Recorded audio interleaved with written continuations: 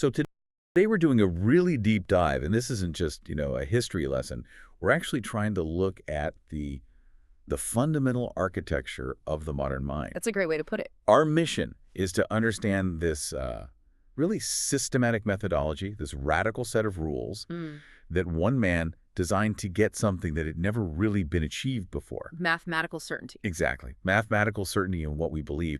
And maybe more importantly, what does that mean for you today, living in a world that's just overwhelmed with information? Right. And to do that, we have to look at Ren Descartes not as some, dusty figure on a bookshelf, but as the architect who really did redesign how we think about truth. And to get why he was so urgent about it, you have to place yourself in his time in the 17th century. A time of huge intellectual friction. The immense friction. You had Europe that was sort of caught between the very rigid, very hierarchical authority of medieval tradition on one hand, and on the other, the explosive emergence of this new quantitative science. So that creates a kind of instability. A deep lack of trust in the knowledge you've inherited. Everything was suddenly up for grabs, but it feels like nobody had a reliable tool to sort the truth from. Well, from the rubble. Precisely.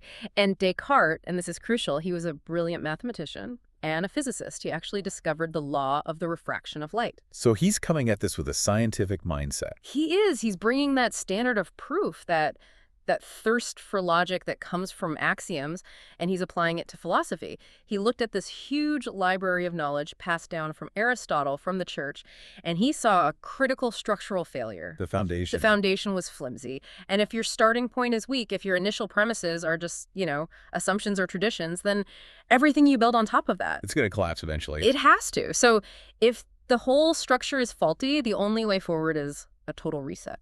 Okay, so that's what our deep dive is really about, unpacking that radical approach, Cartesian doubt. And understanding how he wasn't looking for consensus. He was looking for what you called mathematical certainty. Maybe we should find that a bit more clearly. What does that actually mean? It's a certainty that comes purely from internal logic, from reason. It doesn't rely on any external, fallible experience. Think about geometry. Okay. When we say 2 + 2 = 4, that's not true because we saw it somewhere.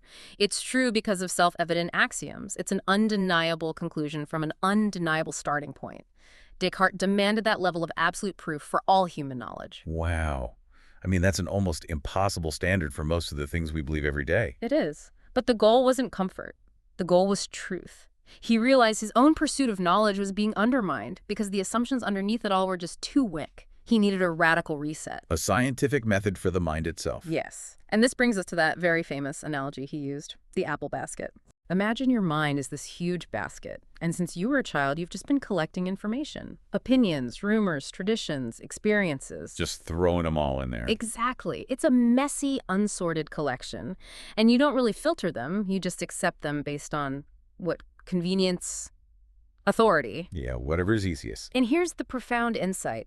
If you have even one single rotten apple in that basket, one piece of false knowledge, one flawed assumption, it has the potential to contaminate everything else, your entire intellectual storehouse. So to get to that certainty, you have to. You have to empty the entire basket, everything. Every single belief, no matter how much you cherish it, has to be taken out and inspected for any rotten spot, any tiny hint of uncertainty. Only the very few beliefs that survive, the ones with that axiomatic proof, can be put back in. The audacity of that is just, it's breathtaking. He's tearing down his entire intellectual universe. But then there's the practical problem, right? You can't just stop living. You can't stop making decisions while you're rebuilding your entire philosophy. And this is where his genius meets a kind of real-world pragmatism. It's what I find so compelling about him. He understood this tension perfectly. So he introduced this idea of a morale par provision, a temporary provisional ethics. Oh, like a temporary operating system for life. Exactly. Yeah. He was radical enough to doubt everything, but he admitted, we can't just put life on pause while we weave philosophy. He creates a set of temporary rules for how to behave, follow the laws, the customs of your country, that he agrees to live by while his real system is under construction. It's a brilliant move. He knew that if you just apply doubt randomly, it leads to paralysis, nothing gets done. So he creates this stable platform for action, which frees up the intellectual man to pursue Total radical doubt without, social self-destruction. Okay, so once that temporary ethical shield is up, he can begin. He starts climbing this ladder of doubt. And the first victim of this process seems to be the most obvious thing we trust, our senses. Why start there? Because they betray us. All the time. And Descartes knew this not just philosophically, but as a scientist. Let's go back to his own work on the refraction of light in water. The bent stick in the water. Exactly. You look at a straight stick, you put it in water, and your eye tells you it's bent or broken. Now, Descartes could calculate the physical laws causing that illusion, but the fact remains, your biological system, your eyes, they're feeding you a false image. So if our senses can't be trusted with something as simple as that, why should we trust them with, complex metaphysical truths? Precisely. And from there, of course, the doubt gets much, much deeper. If the physical world is deceptive, well, how do we know we're even awake? The dream hypothesis. This is one of the big ones. It's one of the most powerful thought experiments ever. He basically asks, how can I tell with absolute certainty the difference between an incredibly vivid dream and my waking life? And what's so amazing is how modern science has kind of validated this problem. Yeah. It has. Neuroscience shows us that the brain uses many of the same neural pathways to process real experiences and simulated or dream experiences. So 400 years ago, he was already grappling with this problem of trusting consciousness when the brain can just generate its own convincing reality. And that leads him to the final step, the most radical one. He pushes skepticism to its absolute logical limit. The evil demon. The evil demon hypothesis. Okay, let's unpack this because it sounds a little strange. He's not saying there's a literal demon, is he? No, not at all. It's a conceptual challenge, a thought experiment. He imagines a being, an entity that is all-powerful and malicious, and its only purpose is to deceive him about absolutely everything. Not just what he sees or hears. Not just the senses, not just whether he's dreaming, but even about things like mathematics. How do I know that 2 plus 2 doesn't actually equal 5 and this demon is just tricking my mind into thinking it's 4? So the evil demon represents a total systemic failure of reality itself. Yes. It's the ultimate question. How do I know that my entire perceived reality isn't a great external deception? It forces the mind inward, to look for a source of certainty that is completely independent of anything external. And that question just never goes away. When you look at movies like The Matrix or Inception, they're direct descendants of this hypothesis. The central drama is exactly the question Descartes posed. Is this real? Or is it a masterful, total deception designed to contain me? Exactly. But here's the most crucial part of the whole journey. This total comprehensive doubt, this intellectual rock bottom, it didn't lead to a dead end. It didn't lead to ruin. It led somewhere. It led by sheer force of logic to a single undeniable truth.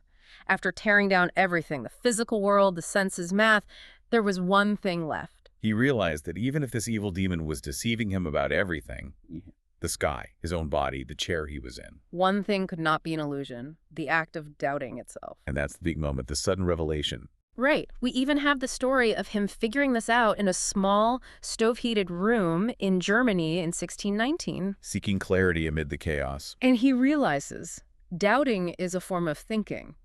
And if there is thinking happening, there has to be a thinker. There has to be a thinker. This is the moment of emergence, the undeniable conclusion, cogito, ergo sum. I think, therefore I am. I think, therefore I am. This is the first piece of that mathematical certainty he was searching for. Because you can't doubt it. The very act of trying to doubt your own existence proves that you exist to do the doubting. It's self-validating. And this, historically, is the profound shift. This is the moment the subject, the individual self, is truly born in modern philosophy. What do you mean by that? How does it change things so much? Well, historically, think about where truth came from. It came from an external authority. The church, divine revelation, the ancient Greeks like Aristotle. Exactly. But with the Cogito, for the first time, truth is validated from the internal perspective of the rational individual. Humanity, or at least the thinking human, replaces external authority as the origin, the source of truth. And that lays the groundwork for basically the entire Enlightenment. The entire Enlightenment. Thinkers like Kant, who built entire systems of ethics on the certainty of internal reason, they're all standing on Descartes' shoulders. The modern idea of an independent citizen, of individual rights, it all starts here. The courage that must have taken to effectively transfer the center of the universe from God to the thinking human. It was immense, and he was very aware of the danger. He actually chose not to publish one of his books, The World, because he saw what happened to Galileo. He feared the church. But the idea got out anyway. It did, and it ignited this crucial separation of science and philosophy from theology. It set a whole new course for Western civilization. Okay, so let's bring this full circle.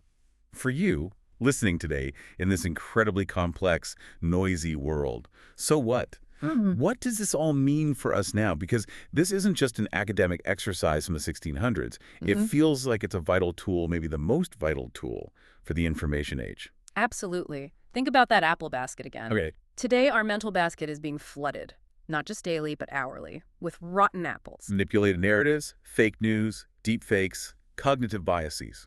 Unexamined political and social ideas we just absorb. We are bombarded by information that's designed not to inform you, but to persuade and control you. If Descartes were here today, he would say the need for his method is 1,000 times greater. We have to adopt it, that systematic audit of our own beliefs. It's the only way to reclaim our intellectual independence. So we have to subject these things we believe, politically, ethically, to that rigorous test.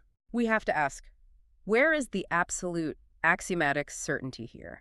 Is this belief based on solid evidence, or is it based on the fallible testimony of a sensational headline, a social media trend, or just something you inherited?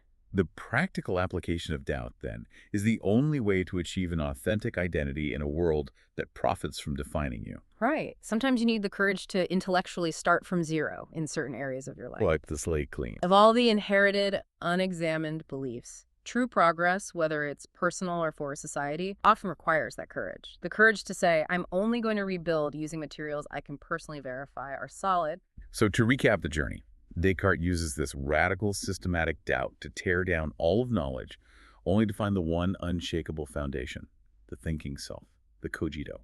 It really is the supreme act of self-reliance. It is. And maybe here's a final provocative thought for you to explore on your own. It's something that connects his century to ours. Descartes found his certainty in the act of thinking, something he felt was independent of any external force, even the evil demon. Okay.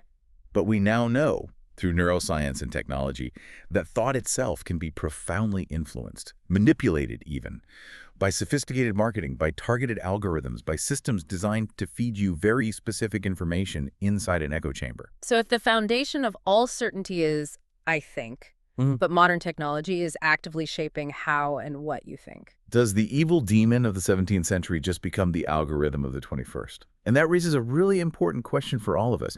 How does our modern technological world challenge the very definition of that authentic thinking subject that Descartes so bravely established?